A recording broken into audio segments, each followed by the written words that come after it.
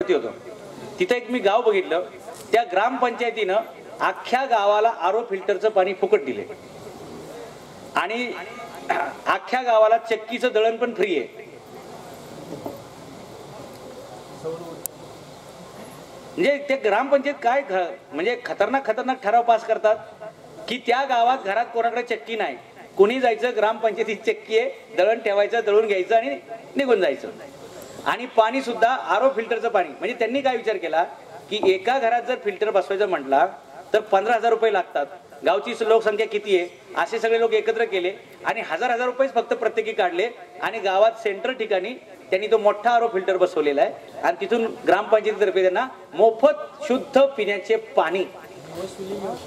हा, आणि वसुली 100% ना. कारण तुमची मूळ गरज काय, दररोज प्यायला लागतंय पाणी आणि जेवायचं म्हणल्यावर लागतंय पीठ आणि हे सगळंच ग्रामपंचायतीच्या हातात आहे. त्यामुळे 0% वसुली पेंडिंगचा कार्यक्रम, 100% वसुली. कोणाच्या दारावर डबल जावं लागत नाही की भाऊसाहेब, अण्णासाहेब, तात्या तुमची वर्गणी राहिलेली आहे, ग्रामपंचायत पट्टी राहिलेली आहे. अशा काहीतरी आयडिया काढा. नाही तर उगाच ते शहरामध्ये ते ढोलकी बिलकी वाजवतात, जे थकीत असतो ना थकीतदार, मग ते ढोलक्याचा खर्च कोण द्यायचा? हा तर तसाही ते भरणार नाही पट्टी, परत ते ढोलक्याचा वाजंत्र्याचा खर्च. असे हे पाणी शेतकऱ्याला आपल्या किल्ल्यावरच्या सैनिकाला प्यायला मिळणार आहे, पण ते निर्जंतुक असलं पाहिजे. मग काय करायचं, आठवड्याला, 15 दिवसाला, महिन्याला जसं त्या पाण्याची कॅपॅसिटी आहे, मुठभर वाळलेला शेवगा असतो की शेवगा, त्या शेवग्याच्या बिया घ्यायच्या, त्या बियांची पावडर करायची आणि त्यात मुठभर ते टाक्यामध्ये टाकायचं. आयुष्यात त्या टाक्यामध्ये एकही बॅक्टेरिया, जंतू पैदा होत नव्हता आणि त्या काळी लोक आजारी पडत नव्हते. पिण्याचं पाणी वर्षभर किल्ल्यावर उपलब्ध, शिवाय ते निर्जंतुक शुद्ध केलेलं पाणी. त्याच्यासाठी शेवग्याच्या शेंगा वापरल्या. आपण घरी प्रयोग करून बघा पाहिजे तर एक ग्लासभर पाणी घ्या, त्यात थोडीशी ही पावडर टाका आणि एखाद्या लॅबोरेटरीतून चेक करून घ्या. म्हणजे मी नुसतं सांगतोय, शिवाजी महाराजांचा इतिहासकार म्हणून माझ्यावर विश्वास ठेवण्यापेक्षा सायंटिफिकली त्याची चेकिंग पण आपण करून घेऊ शकता. शेवग्याच्या शेंगा वापरल्या, क्लोरीनची पावडर वापरली नाही. आज माझ्या समोर बसलेले आणि मी पकडून आपले केस पांढरे का झाले, याला कारण पाण्यात शासनाने टाकलेलं क्लोरीन. सिटीमध्ये तर ते कर्मचारी काय करतात, क्लोरीन जिथं 5 किलो 10 किलो टाकायचे ते टाकीत, टेन्शन नको मोजत बसायचं, अख्खी गोणच मोकळी करतात. मग ते क्लोरीन होतं जास्त, ते क्लोरीनचं पाणी आपण पितो, त्याची आंघोळ करतो, मग आपले केस ऑटोमॅटिक पांढरे होणे, गळणे, अशा प्रकारे. म्हणजे महापालिकेचे किंवा जिल्हा परिषद ग्रामपंचायतीचे कर्मचारी अशी कामाची टाळाटाळ करतात. हे द्यायचं वतून पोतच्या पोत, ज्याचे केस गळतील तो बघून गेला, आपल्याला काय करायचे. डॉक्टरांचं ह्यांची मिली बघत आहे का काय माहिती, कारण परत हे केस काळे करण्यावाल्यांचा धंदा वाढतो. ज्ञान नाही, आपल्यामुळे किती लोकांचं नुकसान होणार आहे याची त्यांना काळजी नाही. असं शुद्ध पाणी शिवाजी महाराज गडावरती सगळ्यांना मिळेल असं बघायचं. आता एवढ्या उंचीवरती पाणी कसं धरून ठेवलं असेल हो. तुम्ही आता इथून घरी गेल्यानंतर ज्याची विहीर असेल त्यांनी घरी जाऊन चेक करायचं. त्या विहिरीच्या पूर्व बाजूला वडाचं झाड असलं पाहिजे. म्हणजे ज्याच्या शेतामध्ये वडाचं, पिंपळाचं, उमराचं, जांभळाचं, रुईचं, मांदारचं, बेहड्याचं अशी झाडं आहेत, त्याच्यात शेतात पाणी लागणार. विहीर खोदायची असेल तर खाली जमिनीत नंतर बघा, पहिलं तुमच्या शेतात झाड कुठलंय ते बघा. म्हणून शिवाजी महाराज सांगतात की तुम्ही किल्ल्याचा जो घेरा आहे ना, त्या घेऱ्यामध्ये सगळी निरगुडीची झाडं लावा. आता निरगुडीची झाडं का लावायची, निरगुडीचे 2 फायदे. त्या काळी मेडिकल स्टोअर नसायचे, जर युद्ध झालं तर औषधं 2च. पहिलं औषध निरगुडीचा पाला, आणि जखम जर लई खोल असेल तर त्याच्यावर गावरान गाईचं जुनं, जेवढं जुनं असेल तेवढं चांगलं ते तूप त्याच्यावरती लावायचं. मग सैनिकांना औषध म्हणून ही निरगुडी कामाला येते, नंबर 1. पण जिथं निरगुडीचं झाड असतं त्याच्या खाली पाणी लागतं. मग ज्याला शेतामध्ये पाणी पाहिजे, म्हणजे महाराष्ट्र शासनाने ही योजना अंमलात आणायला पाहिजे खरं तर, की जिथं जिथं पाण्याचा दुष्काळ पडतोय, भूगर्भात पाणी सापडत नाही, अशा ठिकाणी वड, पिंपळ, उंबर, जांभळ, निरगुडी अशा सगळ्या 50 वनस्पती बरं का शिवाजी महाराजांच्या, त्या वनस्पती पहिल्या लावा. तुम्ही वडाचं झाड लावलं ना, पिंपळाचं, ह्याच्या मुळ्या खाली खोलवर असतात, त्या जमिनीमध्ये जाऊन खडक फोडतात आणि खडक फोडून आतमध्ये टँक तयार होतो आणि पावसाळ्याच्या वेळी पाणी पडतं तर ते मुळं पहिले ते शोषून घेतात आणि जेव्हा पावसाळा संपतो थेंबे थेंबे ते रिलीज करायला सुरुवात करतात. आपला स्पंज कसा असतो, स्पंज पहिलं पाणी सोकून घेणार आणि जर आपण स्पंज असा उभा धरला हळूहळू त्यातलं पाणी गळतं. तसं काम ही झाडं, वड, पिंपळ, उंबर, जांभूळ अशी सगळी झाडं करतात. त्याचे ते मी पुस्तकात लिहिलंय, शिवाजी द ग्रेट इंजिनियर नावाचं पुस्तक मी लिहिलंय, तिथं आहे टेबलावरती. त्याच्यात पाणी शोधण्याचे ह्या 50 टेक्निक आहेत. तुम्ही जमिनीला कान लावला ना, कान लावल्यानंतर कसा जमिनीतून आवाज येतो याच्यावर सुद्धा पानाडी सांगू शकतो या जमिनीत पाणी आहे का नाही.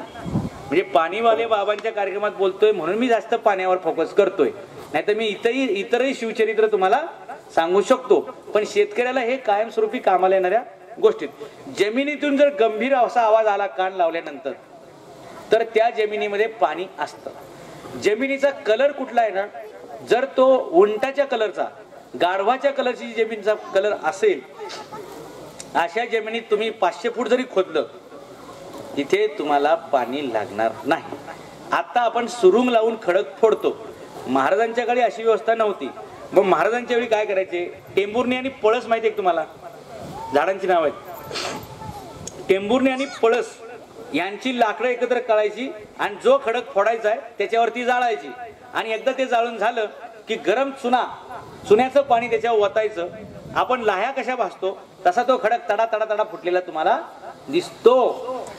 हे नसेल तर आणखी असे प्रकार आहेत. तुम्ही बोरं माहितीत का, बोरं, ती बोरं, आंबट बोरं, कच्ची बोरं, गोमूत्र आणि इतर आणखी 2-3 वस्तू आहेत, त्या एकत्र करायचे, 7 दिवस भिजवायचं आणि ते पाणी जर तुम्ही खडकावर ओतलं तो खडक सुद्धा फुटतो. नंबर 2. नंबर 3, जर असं पण होत नसेल म्हणजे पर्याय, शेतकऱ्याला जो पर्याय उपलब्ध असेल त्यांनी तो वापरायचा. कारण महाराजांचं टेक्नॉलॉजी ही पर्यावरण रक्षक आणि पर्यावरण पूरक. नाही तर महाराजांना पण सुरुंग लावता आले असते. त्या काळात तोफा होत्या, बंदुका होत्या, म्हणजे सुरुंग नव्हते का, ते सुरुंग फक्त भागदाडं पाडायला, बुरुज पाडायला वापरले जायचे. तेच सुरुंग शिवाजी महाराजांना विहिरी खोदण्यासाठी वापरता नसते आले का. पण महाराजांनी निसर्गपूरक असं काय करता येईल ते करायचा प्रयत्न केलेला आहे. 3, सागाचं लाकूड माहिती तुम्हाला, वाळलेली सागराची लाकडं घ्यायची, खुंटी म्हणतो म्हणजे खुंटी, त्या जो खडक फोडायचा आहे त्याला छिद्र पाडायचं, 5-6 इंचाचं खाली खोल छिद्र पाडायचं आणि त्याच्यात ती सागाच्या लाकडाची खुंटी त्याच्यात ठोकायची, अगदी वरून ठोकायची आणि दररोज तिला पाणी द्यायचं.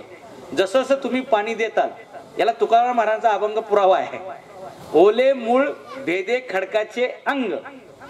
खडक फोडायचा असेल तर झाडाचं मूळ वापरायला पाहिजे.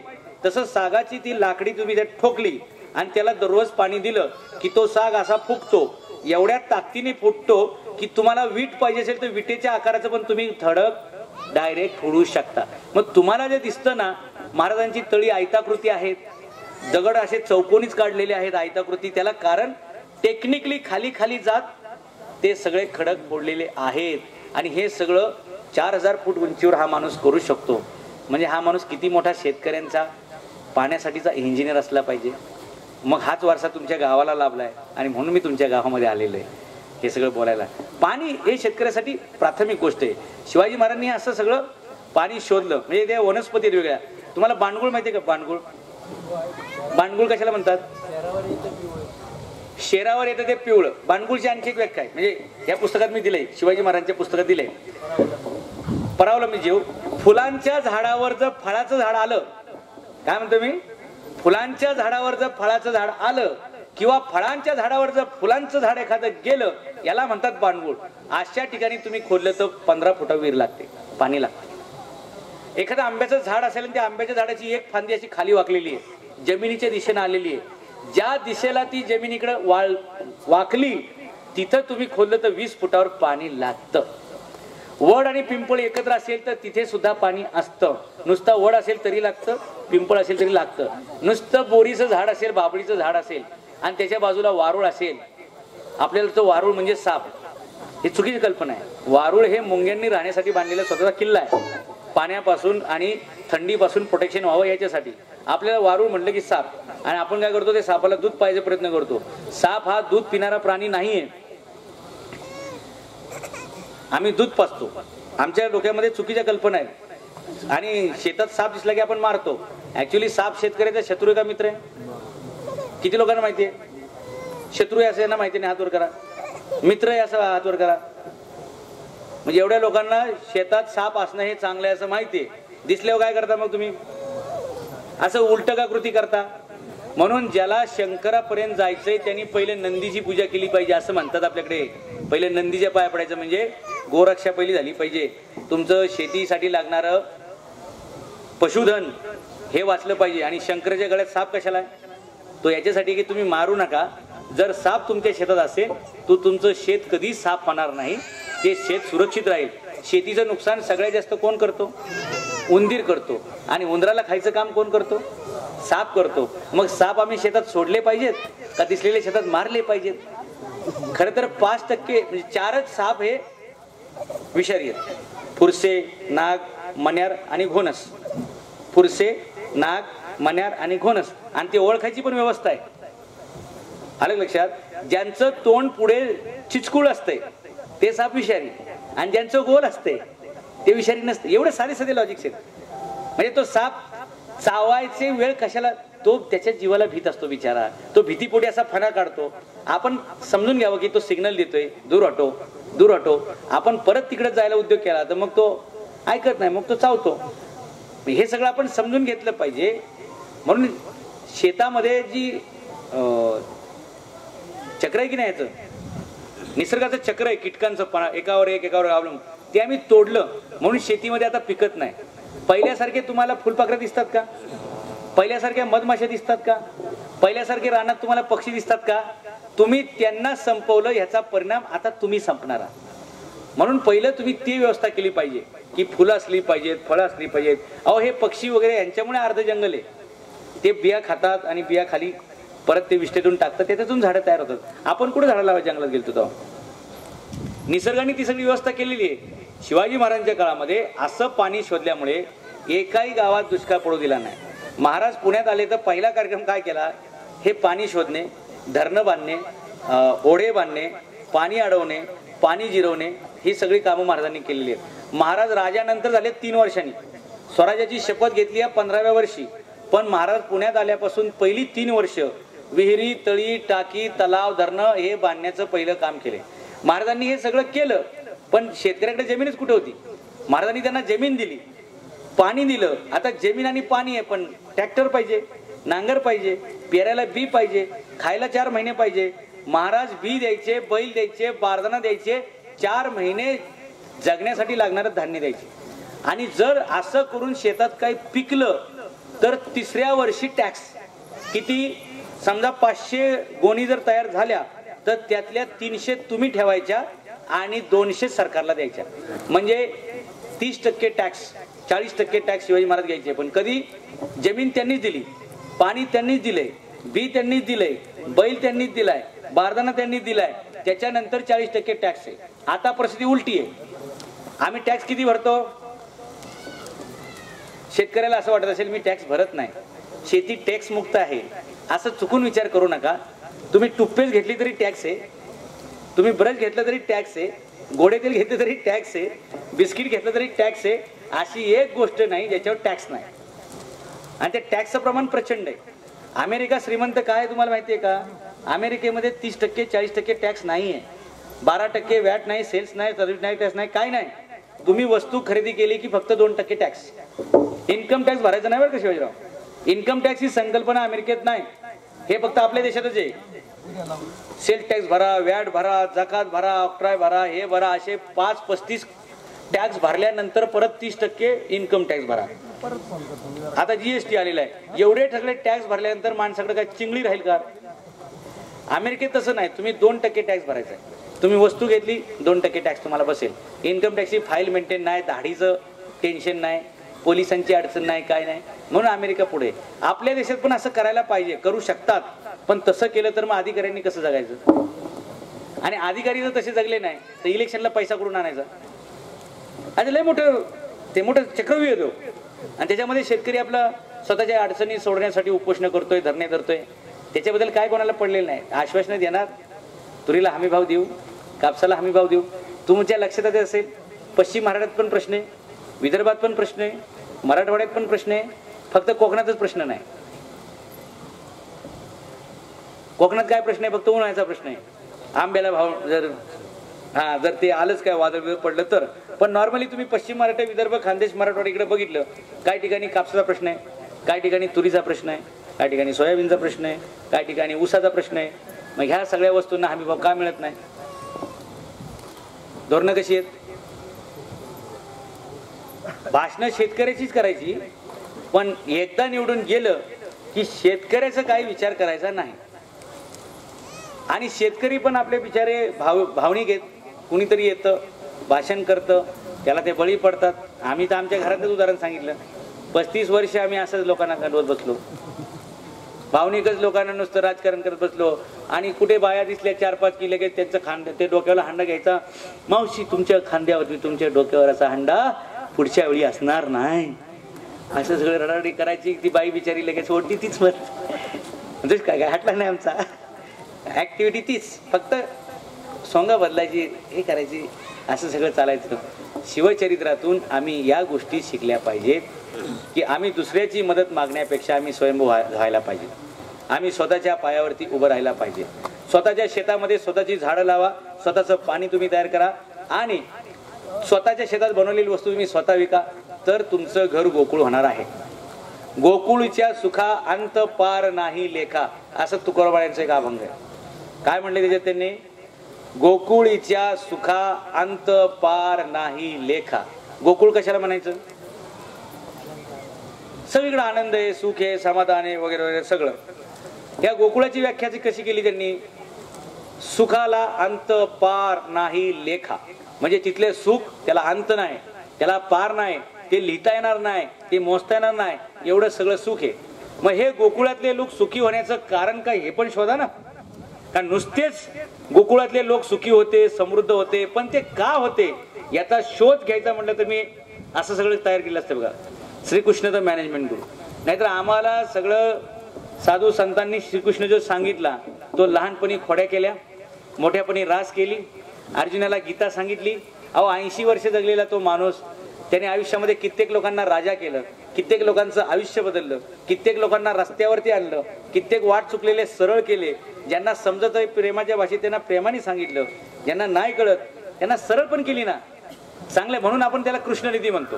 प्रत्येक ठिकाणी आम्ही काय करतो, आजही आम्हाला पहिलवानकीचं लई वेळ आहे. पोराला तालमीत पाठवायचं, त्याच्या पुढचं वेळ पोराला फौजदार करायचं. कुठल्याही आई बापाला विचारा तुम्हाला पोरगा का पहिलवान करायचा आहे फौजदार, तर बाकीच्या लोकांवरती दाब राहायला पाहिजे. शेजाऱ्या पाजाऱ्याने काय उद्योग केला तर लगेच त्याला, बस एवढ्यासाठी तुमची पहिलवानकी, एवढ्यासाठी तुमची फौजदारकी. गावात आपला फक्त रुबाब असावा, कुणी आपला नाद करू नये, केला तर त्याचं मुंडकं पिरगळल्याशिवाय आपण राहणार नाही. एवढ्या छोट्याशा अपेक्षेपायी अजून आम्ही पोराला पहिलवानच करतोय आणि पोराला आम्ही PSIच करतोय. आम्ही त्याला कमिशनर करायचं स्वप्न ठेवलं का? आम्ही त्याला कलेक्टर करायचं ठेवलं का? कारण इथं शक्तीपेक्षा युक्ती श्रेष्ठ आहे.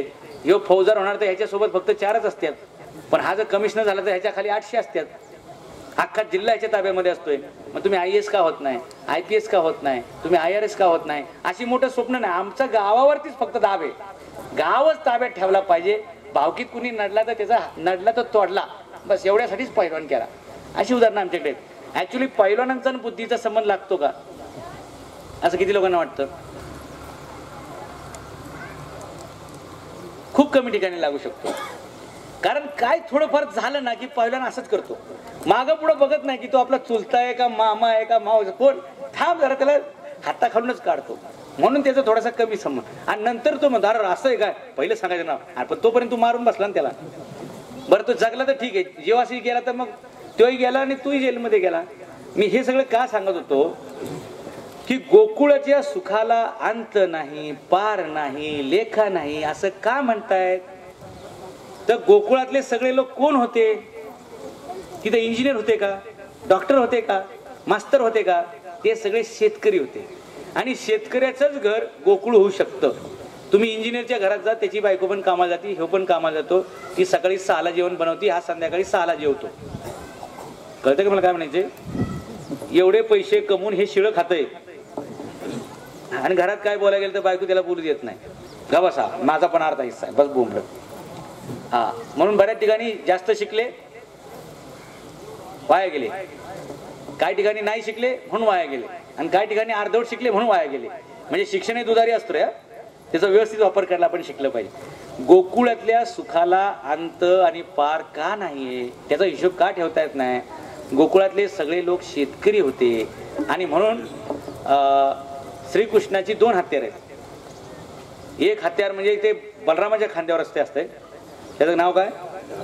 नाही, गदा नाही, नांगर. नांगर. बलरामाचा मोठा भाऊ हा द्वारकेचा राजा बर का. म्हणजे श्रीकृष्ण चरित्र हे की द्वारका बांधली श्रीकृष्णाने, पण राजा कोणाला बनवलं? मोठ्या भावाला. हे मला पण पाणी दे राजा.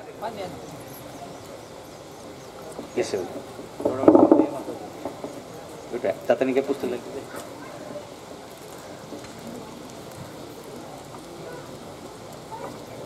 जेवण किती वाजता आणि किती वाजले? 12 वाजता जेवण.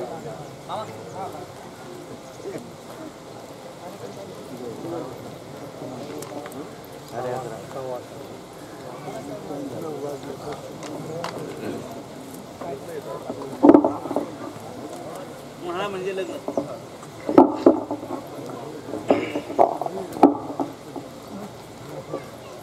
गोकुळ का? गोकुळातले सगळे शेतकरी आहेत.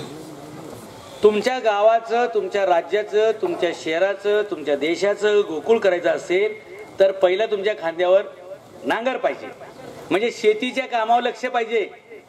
नाही तर शेतीचं काम सोडून ह्यो गेलाय लग्नाला, शेतीचं काम सोडून हा चाललाय बारशाला, शेतीचं काम सोडून हा चाललाय मैतीला. म्हणून तुकोबरायांचा अभंग आहे की जर पावसाळ्यात एखाद्या घरी मैती झाली तर शेतकरी ते मैत झाकतो, पहिलं शेतातलं पेरायचं काम करतो आणि मग त्या मैताची विल्हेवाट लावतो. कारण पेरायचा वेळ निघून गेला तर वर्षभर पडीक राहील, मेलेला माणूस तर काही परत जिवंत होणार नाही. म्हणून व्यावहारिक सल्ला आहे बरं का. नाही तर असा सल्ला ऐकला तुम्ही म्हणता तुकाराम महाराजांना, मग असं म्हटले मग काय आपलं काय जमणार नाही. कारण त्यांना काय कळतंय का? माणूस मेला घरातला, पहिले त्याचं बघायचं का पहिले शेतीचं बघायचं, मग बस तू तसंच करतोस बाबा. एक तर खांद्यावरती नांगर आहे आणि दुसऱ्या हातामध्ये चक्र आहे. शेतकऱ्यांनी आपल्या पायाला भिंगरीच लावली पाहिजे. कुठली गोष्ट बाजारात विकली जाते, कुठल्या गोष्टीला बाजारात भाव आहे हे शोधून मग शेती करा. आपण काय करतो, कांद्याचा भाव 50 रुपये झाला असं बाजारात कळलं की लगेच पहिले कांदा पेरतो, आणि जेव्हा आपला कांदा शेतातून बाहेर येतो 50 पैसे किलो, आम्ही याचा विचार करायला पाहिजे की पेरतानीचा भाव नकोय, ते उगवल्यानंतर त्याचा काय भाव असेल हे बघितलं पाहिजे. म्हणून शेतकऱ्याच्या पायाला भिंगरी असली पाहिजे, चक्र असलं पाहिजे, फिरतं राहिलं पाहिजे. त्यांनी शेतात नाही बाजारात काय चाललंय ह्याच्यावर जास्त लक्ष पाहिजे, ते चक्र हातात असलं पाहिजे. तुम्ही जे फेकून मारता ना त्याला अस्त्र म्हणतात, तुम्ही हातात घेऊन मारता त्याला शस्त्र म्हणतात. म्हणजे समजा आपल्या बायकोने आपल्याला हातात धरून बुंदाट मारलं तर दॅट इज शस्त्र. जर ते फेकूनच हाणलं दॅट इज कॉल्ड अस्त्र. पूर्ण हात लागतो त्याला. गदा असेल तर दोन्ही हात लागतात त्याला.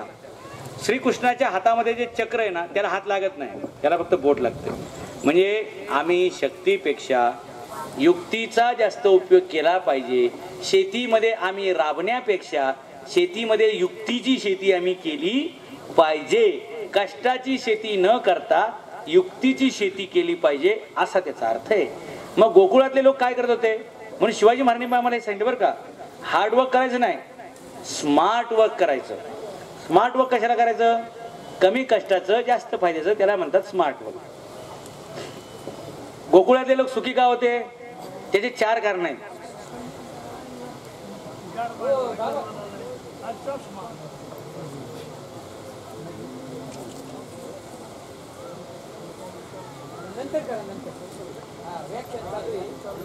एक 10-15 मिनिटात आपण संपू. मग तुम्हाला लग्नाला जायला सुट्टी आहे बघा. सगळ्यांना लग्नाला जायचं असं माझ्याकडे माहिती आलेली आहे. बघा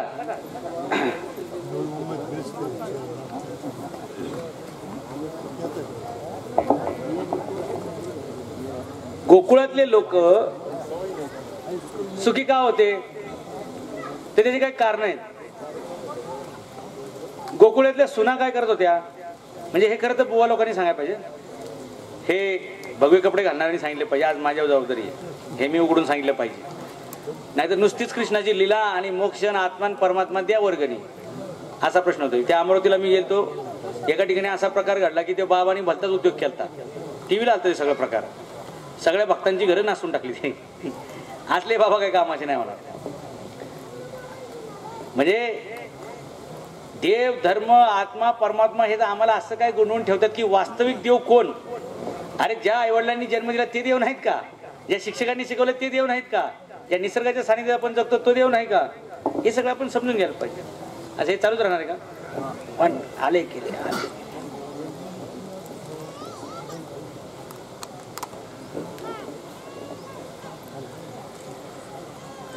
तुम्हाला नंतर न्याय मिळेल.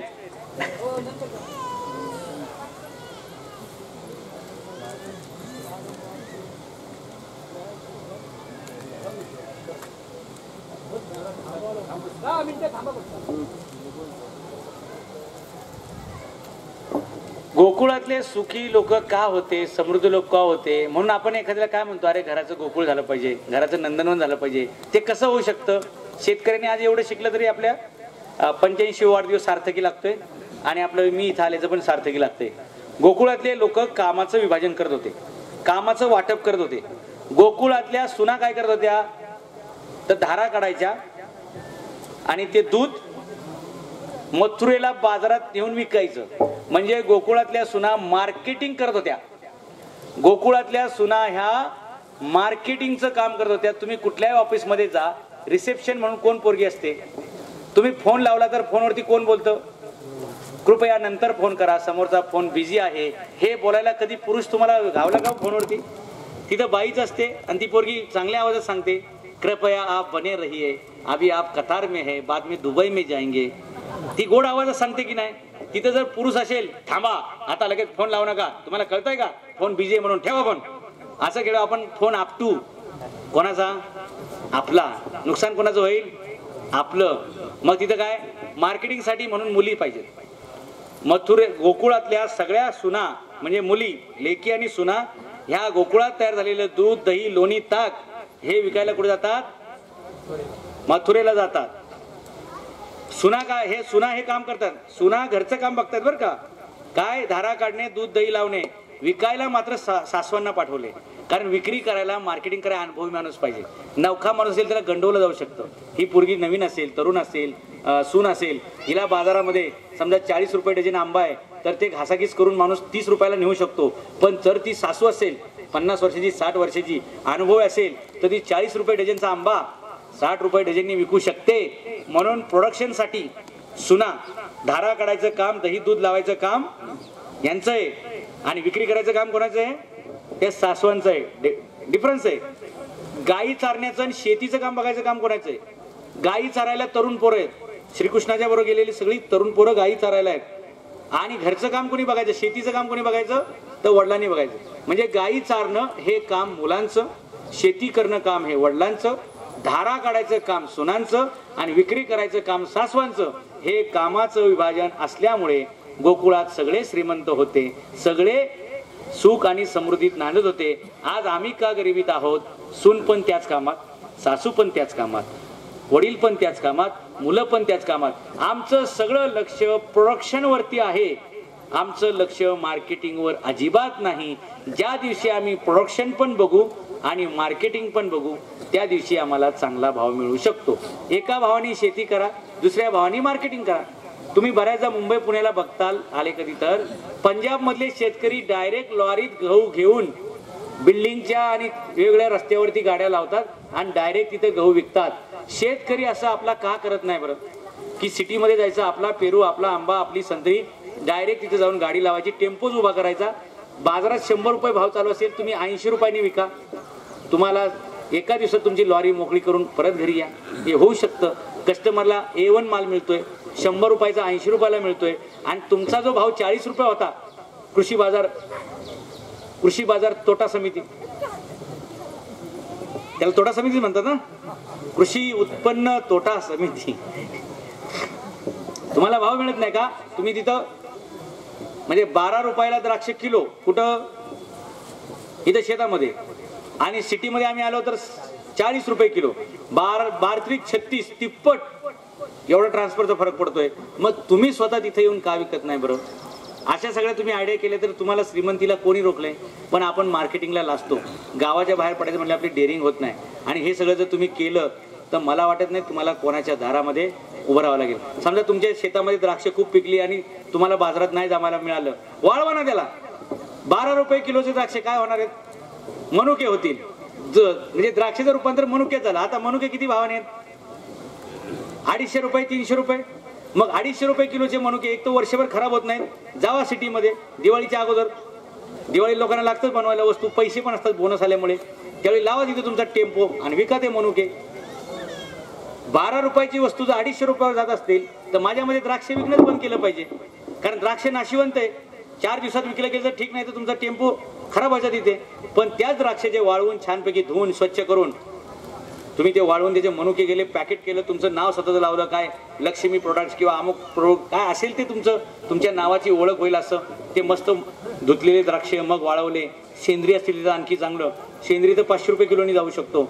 मग हे असं जर आम्ही आयडिया केल्या, दूध विकायचं बंद करायचं, दही विकायला सुरुवात करायचं, दही विकायचं बंद करायचं, लोणी विकायला सुरुवात करायचं, लोणी विकायचं बंद करायचं, तूप विकायला सुरुवात करायची, तूप विकायचं बंद करायचं, पनीर विकायला सुरुवात करायची, असं नवीन नवीन काहीतरी करूया ना, जेणेकरून आम्ही आता बघा ते सिटीमध्ये लोक हे पितात पेप्सी, कोका कोला, त्याला चांगला पर्याय द्या ना.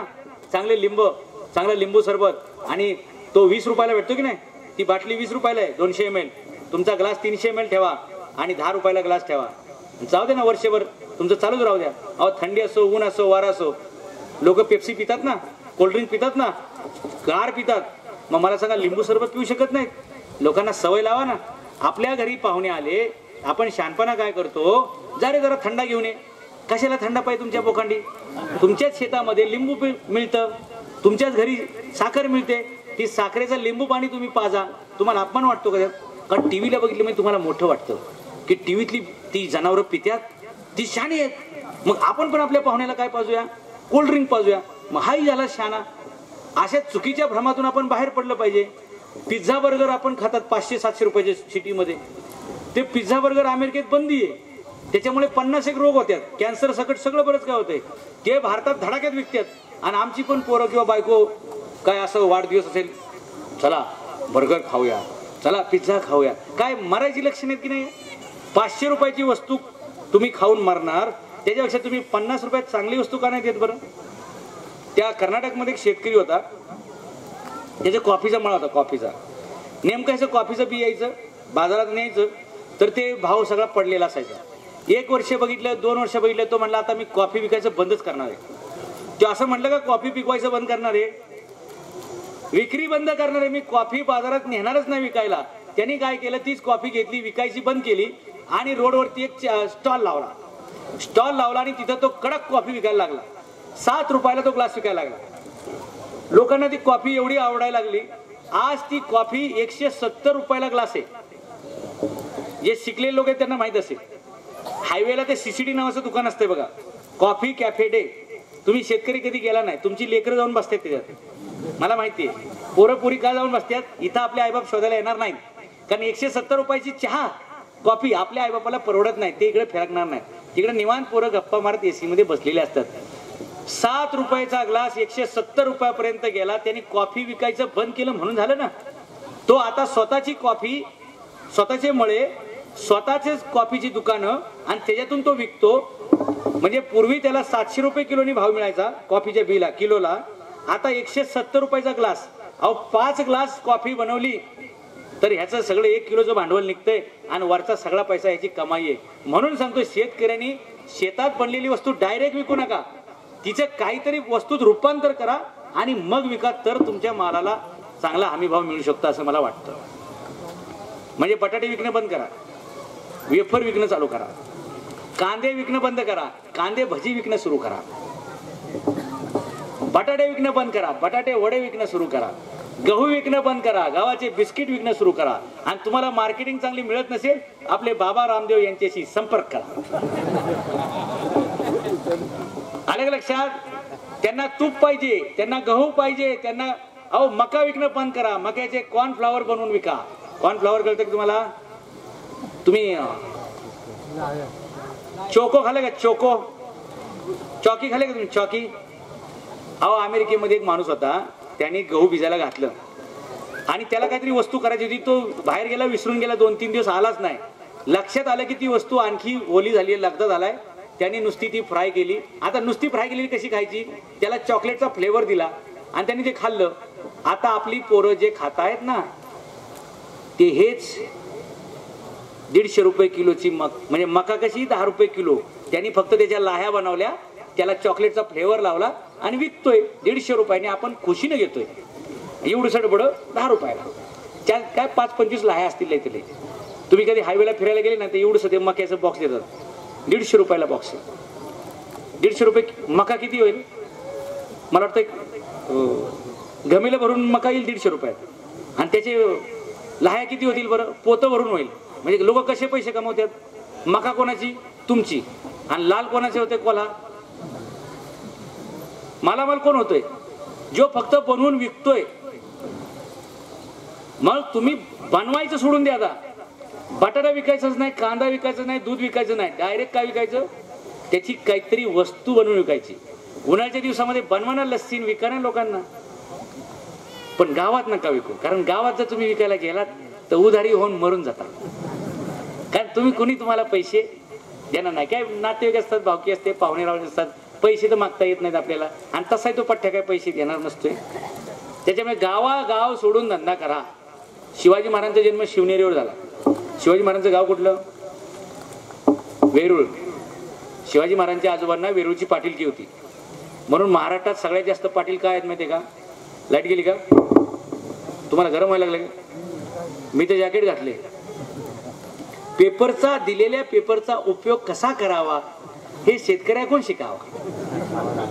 पेपर वाचण्यासाठी आहे का हवा घालण्यासाठी आहे. पण पर्यायी उपयोग, आता तुम्हीच सांगताय दूध नका विकू, दही विका, तर काय पर्यायी उपयोग. हा, शिवाजी महाराजांचं जन्मगाव कुठलं, वेरूळ.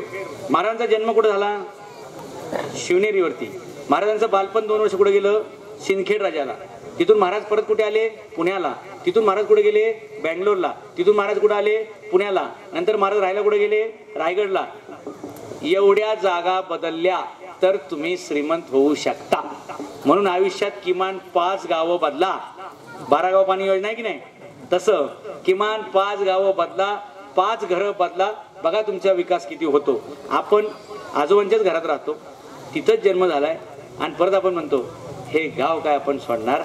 गावात जन्माला आलोय, गावातच मत. तुला कोण म्हणलं बाहेर जा. ज्यांनी गाव सोडलं बघा ते सगळे कलेक्टर झाले, कोणी बिल्डर झाले, कोणी आमदार झाले, कोणी काय झाले. आणि मग तेच लोक गावात आले. हे गावात गाडी उघडे, दरवाजा उघडायला आले, अण्णा आले, बाप्पू आले, तात्या आले. काय फुकटचं सरबत पिणार, निघून जाणार. तुमच्या हातावर काय तुरी, दुसरं काय देणार. म्हणून तुम्ही शेतकरी म्हणून त्या दिशेने पण आपण विकास करायला पाहिजे, विचार करायला पाहिजे. पाणी हे जीवन आहे. म्हणून बाबांनी त्यांचं आयुष्य पणाला लावलं, या सगळ्या शेतकऱ्यांना पाणी मिळालं. पण ते पाणी जपून वापरणं ही सुद्धा आपली जबाबदारी आहे. कारण आज आपल्याकडे पाणी, आपल्या बाजूने नदी वाहते, धरण आहे, म्हणून आपल्याला किंमत कळत नाही किंवा कळत नसेल. पण त्याचा पाण्याचा उपयोग जर आपण व्यवस्थित केला तर पुढच्या पिढीला पाण्याचा दुष्काळ आपल्याला पाहावा लागणार नाही. याची सुद्धा आपण काळजी घ्यायला पाहिजे.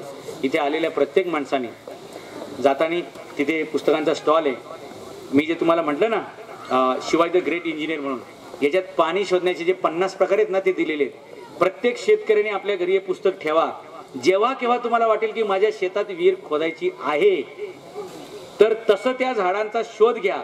ती झाडं तुमच्या जर शेतात नसतील तर तुमच्या बांधाला कुठतरी ती लावा. 5 वर्षांनी तुमच्या शेतात पाणी येणार. सरकारी योजनेचं नाही, तुमच्या शेतात तुमच्या हक्काचं पाणी येणार. अशी ती कोणती झाडं आहेत, कुठं लावायची, किती फुटावर पाणी मिळतं, पूर्वेला का, पश्चिमेला का, दक्षिणेला. उत्तरेला कधी मिळत नाही बरं का. पूर्व, पश्चिम, दक्षिण 3 दिशेलाच बऱ्यापैकी पाणी मिळतं. हे सगळं टेक्निक याच्यात मी दिलेले आहेत. आवाजावरनं पाणी कसं शोधायचं ते दिलेलं आहे. हे असं सगळं पुस्तक तुम्ही प्रत्येक शेतकऱ्याने आपल्या घरी छानपैकी ठेवा. तुमच्यापैकी किती लोकांना उद्योजक व्हावं वाटतं, शेतकऱ्याच्या लेकरांना किती लोकांना, एक आहेत आमच्याकडे. तुम्हाला उद्योजक व्हावं वाटत नाही, 2 आहेत. आणखी किती लोकांना, 3. हा, तुम्ही तर प्रगतशील शेतकरीचे. हा, 4. मग 4 लोकांना वाटतंय आपण उद्योजक व्हावं. बाकीच्यांना वाटतंय आपण मोर्चे काढावे, उपोषणं करावी, आंदोलनं करावी, सरकारला शिव्या द्याव्या आणि सरकारकडे जोडीत काय आहेच नाही तर तुम्हाला देतील कुठून? महाराष्ट्रात सगळे मोर्चे निघले बघा, सगळ्या जातीचे निघाले, एकच मागणी, आम्हाला नोकऱ्या पाहिजेत. अरे सरकारकडे दरवर्षी रिटायर होतात 20,000 लोक. किती? 20,000 लोक. कसे रिटायर होतात? वयामुळे, अपंग झाले, मेले, डायबिटीज झाला म्हणून. सरकार त्यातले भरतंय किती? 5,000. महाराष्ट्राची लोकसंख्या किती? 12 कोटी. त्यातले वय वर्ष 25 पर्यंत सोडून द्या, 50च्या पुढचे सोडून द्या, राहिले किती? 6 कोटी. 6 कोटी लोकांमध्ये नोकऱ्या किती येतं वर्षाला? 5,000. अहो चंद्र सूर्य जरी बुडून गेला ना तरी तुमचं नोकरी काही मिळणं शक्य नाही. एवढं समजून तुम्ही उद्योगधंद्याकडे लागलं पाहिजे, एवढंच माझं म्हणणं आहे. नाहीतर जर तुम्ही अवलंबून राहताल, पूर्वी 7वी 8वी नापास माणसाला धरून नेत होते, चला कामाला, कारण फॅक्टरीमध्ये जागा आहे. आता ग्रॅज्युएट झालेल्या माणसाला म्हणतात घरी बसा, कारण नोकरी नाहीये. मग हा फरक आपण समजून घेतला पाहिजे. नुसतं शिकलं म्हणजे आपल्याला काय मिळेल ही शक्यता सोडून द्या. म्हणून उद्योजक शिवाजी महाराज म्हणणे, उद्योग कसा करायचा? शून्य भांडवलातून. आम्हाला शेतकऱ्याची पोरं पहिलं काय विचारत नव्हते का, साहेब तुमचं बरोबर आहे, धंदा केला पाहिजे, उद्योग झाला पाहिजे, त्याला भांडवल लागतं. अरे शाण्या, अक्कल हेच पहिलं भांडवल लागतं, पैसे नंतर येतात. बटाट्याचा वेफर बनवायला किती भांडवल लागेल? कांद्याची कांदी भजी बनवायला किती भांडवल लागेल? बटाट्याचं वडा बनवायला किती भांडवल लागेल? चहा पावडर पासून चहा बनवायला किती भांडवल लागेल? आमचे लोक विनाकारण कारण सांगतात, लंगडी कारण. ऍक्च्युली ह्याला उद्योजक व्हायचं नसतंय, ह्याला बापाच्या 7-12वर नजर असते याची.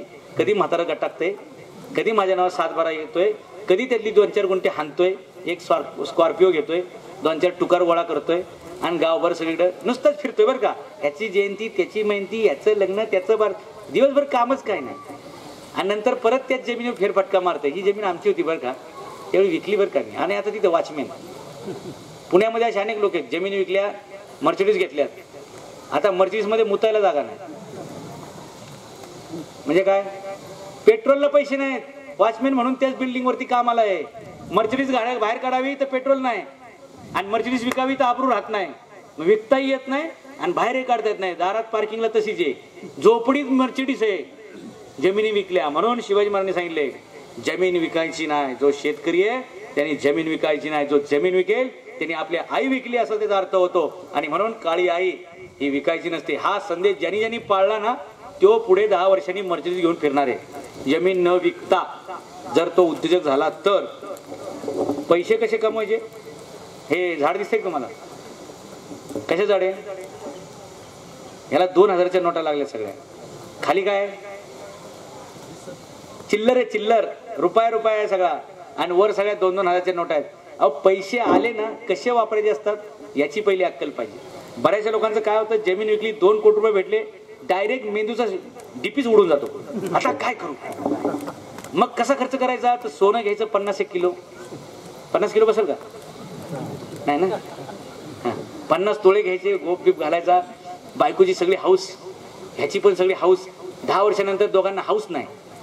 हाऊस म्हणजे घर बेघर झाले बिचारे, सगळं संपलेले. ह्याच्या लग्नाला म्हणजे बिस्लरी पाण्याने हात धुणे, बिस्लरी पाण्याने आंघोळ करणे, मग रोजगार हमीवर पाण्यासाठी जाणे. हा 10 वर्षाचा प्रवास होतो का? पैशाचं मॅनेजमेंट कळत नाही. शिवाजी महाराजांचं काय म्हणणं आहे? पैसे कमवायला अक्कल लागते, त्याच्यापेक्षा जास्त पैसे सोबत ठेवायला अक्कल लागते, आणि त्याच्यापेक्षा जास्त अक्कल पैसे वाढवण्यासाठी लागते. आपण काय करतो माहिती का? आले पैसे, पहिला खर्च आणि मग गुंतवणूक बघतो. नाही, पहिली गुंतवणूक. शिवाजी महाराजांकडे पैसे आले ना की महाराज किल्लाच बांधायचे. एकदा का मंत्र्यांनी विचारलं, महाराज हे काय चाललंय? आले पैसे की बांध किल्ला, आले पैसे की बांध किल्ला, हे काय चाललंय? महाराज म्हणले, तुला उद्या कळेल, किंमत कळेल त्याची. आणि मग महाराजांनी त्याला सांगितलं, आज ना उद्या औरंगजेब स्वराज्यावरती चालून येईल, आणि औरंगजेब जर चालून आला आणि माझा एक किल्ला 1 वर्ष जरी लढला तरी औरंगजेबाला 360 वर्ष लागतील महाराष्ट्र जिंकायला. एवढी ताकद किल्ल्यामध्ये आहे. तसं आपल्या पैशामध्ये एवढी किंमत आहे. म्हणून पैसे जपले पाहिजेत. नसतील तेव्हा पण साधे राहा, आणि असतील तेव्हा पण साधे राहा. काही लोक एवढा शोषा करतात की पैसे शिल्लक राहत नाहीत. हे एक संन्यासी म्हणून पुस्तक आहे. आजच्या पोरांनी कशा प्रकारे उद्योगधंद्यात उतरून यश मिळवायचं, हे शिवाजीचं मॅनेजमेंट गुरु म्हणून पुस्तक आहे. 2.5 लाख कॉपी त्याच्या विकले गेल्या. 100 लोकांना PhD मिळाली असं पुस्तक आहे. हे टाइम मॅनेजमेंटचं पुस्तक आहे. आपण उठतो नुसतं गावावर घुमलत फिरतो, तसं करू नका. त्या वेळेचा उपयोग करा. काय बटाट्यापासून वेफर बनवता येईल का, अशा अनेक वस्तू आहेत बरं का. त्या बनवून तुम्ही विकू शकता. आणि हे सगळं शेतकऱ्याला श्रीमंत करण्यासाठीच आहे. आपण मला दगडू पाटील लहारे साहेब पाणीवाले बाबा यांच्या अभिष्ट चिंतन सोहळ्याला बोलवलं. मोठ्या संख्येने लोक जमले. याचा अर्थ स्पष्ट आहे की ज्यांना ज्यांना जाणीव आहे की ह्या बाबांनी आपल्या गावासाठी आपल्या समाजासाठी काहीतरी केले, ते सगळे लोक आज इथं उपस्थित आहेत. त्यातले काही लोक मध्येच गेले कारण त्यांना 2 कामं एका वेळी आली. मग अशा वेळी वेळेचं पण मॅनेजमेंट, शेवटी ते त्यांनाही नाराज करता येत नाही. ह्याही कार्यक्रमाला हजर राहावं लागतं. असं जे जे या कार्यक्रमाला उपस्थित राहिले त्या सगळ्यांचं आभार व्यक्त करतो. लहारे पाटील कुटुंबियांनी मला या ठिकाणी बोलवलं, तुमचं सुद्धा आभार व्यक्त करतो. आपण 2-2.5 तास इथे एवढ्या उन्हाळ्यामध्ये एकत्र बसला. तसं मराठी माणसं एकत्र येत नाहीत बरं का, आणि आली तर एकत्र बसत नाहीत. म्हणजे एवढे त्यांचे गट, एवढे त्यांचे तट, त्यांचे गण, लय भानगडीची वेगळी आहे. म्हणजे राजकारणाचा पिंड असलेले एकमेव जमात ही महाराष्ट्रातली जमात. एवढा छंद राजकारणाचा, एवढा छंद की मिशी नाही फुटली की म्हणते पंचायतीला उभा राहणार आहे, आयुष्यभर पंचायतच होणार आहे तुझी. कशाला आहे? त्याच्यापेक्षा उद्योजक व्हा. अहो 600 रुपये पगारासाठी आमचा एक मित्र आहे, त्याचं हॉटेल संदीप आहे. शिरूरला जाता ना तुम्ही, 2-4 हॉटेल बघा, हॉटेल संदीप म्हणून, कुठे पाटील आहे. त्या पोरगाला असं लोकांनी चढवलं, जिल्हा परिषदला उभं केलं, ते ग्रामपंचायतीला ते पंचायतीला निवडून आलं. 6 महिने त्यांनी राजीनामा दिला. म्हणलं का झालं पाटील? म्हणले काय नाही हो, 600 रुपये महिन्याचं उत्पन्न, 50,000 रुपये दिवसाला खर्च आहे, असला धंदा नको आपल्याला, त्यावेळेस आपला गल्ला सांभाळायला बरा. त्यांनी राजीनामा दिला खुशीनं. आणि इथं लोक जमीन विकायला लागल्यात. ग्रामपंचायत सदस्य होईल, काय होईल? पंचायत होईल तुझी. जमीन फुकून सगळं शालश्री पळवारी मारायचे लक्षण येते. त्याच्यामुळे बऱ्यापैकी राजकारणाचा नाद सोडा, उद्योगधंद्यामध्ये उतरा, आपल्या शेतीवर लक्ष द्या. शेतीत जो भाव पिकेल, माल पिकेल, तो स्वतः विकायचा प्रयत्न करा. बटाटे न विकता वेपर विका, कांदे न विकता कांदे भजी विका, बटाटे न विकता बटाटे वडे करून विका. असं काहीतरी बनवून विकायची पद्धत करा. अशाच तुम्हाला कृतिशील शुभेच्छा देऊन आपली रजा घेतो. जय हिंद, जय महाराष्ट्र.